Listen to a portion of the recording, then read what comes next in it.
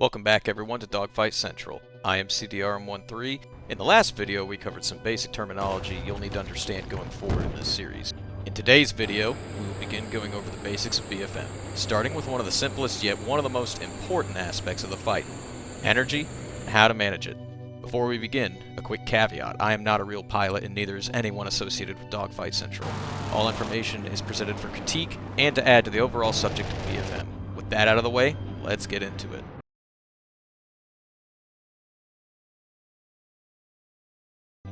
Every aircraft requires energy to maneuver. As covered in the first basic terminology video, the energy state of your aircraft can be measured by your airspeed and altitude. Your airspeed, a measure of your kinetic energy, produced by the thrust of your engine, and potential energy, stored in the form of altitude. Depending on what aircraft you are flying will dictate how much of either you should try to build. If flying a propellant plane that typically generates less thrust and therefore less kinetic energy, it would be wise to gain altitude and rebuild your airspeed. Whereas on the other hand, if you're flying a powerful jet, you may not need to worry so much about building potential energy due to your engine's high thrust output.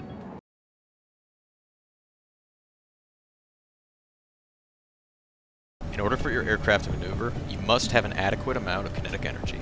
Without any airspeed, your aircraft's turns will be slow and place you at a disadvantage, making you an easy target for your opponent to fire at. Even in situations where your opponent is close and may possibly overshoot, it is important to maintain your speed. Becoming too slow may result in them overshooting your aircraft and flying in front of the nose. However, if they maintain their airspeed, they will be able to turn away and circle back around to a slow, almost stationary target.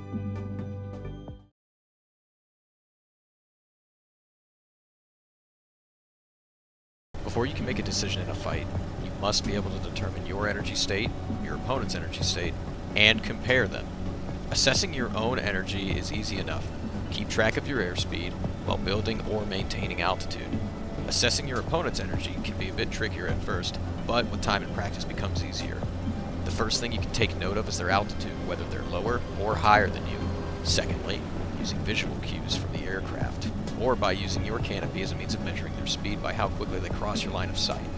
Signs of a healthy energy state may include contrails at the wingtips, vapor forming on the body of their aircraft, quick movements across your line of sight, or a rapid rate of closure at high aspect. The opposite signs being for a lower energy state: slow movement across your line of sight, a lack of contrails or vapor, and slow rates of closure. These are all tools you can use to determine the energy state of your opponent. There are some aircraft that have specific cues you can use, but we can cover that in a different video.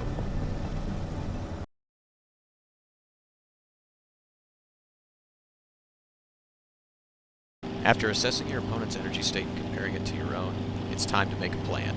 Let's look over a few examples and the different outcomes that can result. Here we can see an opposing aircraft approaching our own. Notice that they are at a much lower altitude and must climb to reach us before they can fire. We will assume that they are starting at a similar airspeed, and to prevent ourselves from being shot down, we will start to climb.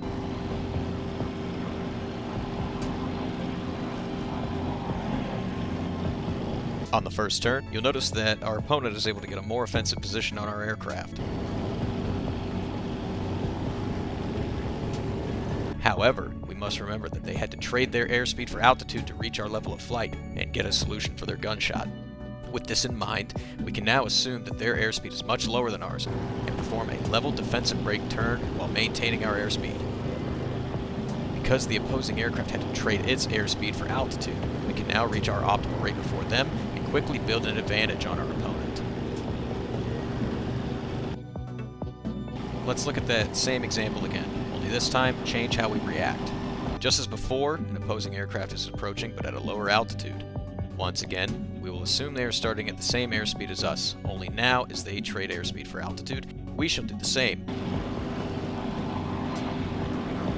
While turning to avoid their nose, we start to climb, increasing our altitude while decreasing our airspeed. As we climb, we maintain a line of sight with our opponent.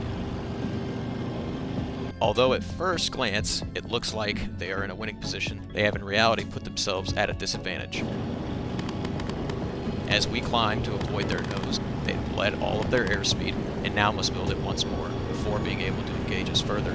Because we've already started higher than our opponent and climbed away from them, we are now able to roll our aircraft over and trade altitude, potential energy, for airspeed, kinetic energy, resulting in us maintaining an energy advantage over our opponent and using it to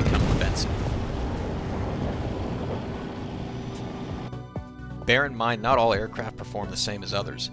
Some may be able to climb for extended periods of time with no loss to kinetic energy, and some will struggle to climb while maintaining any at all. It is important to take time and figure out how different aircraft perform so you may get the most performance out of them. We hope that you found this instruction and examples helpful. If there's anything that was confusing or perhaps you don't fully understand, feel free to ask questions in-game or in our Discord, and we will help in any way we can. For now though, this has been CDRM-13 with Dogfight Central. Thank you for coming by, and we'll catch you next time.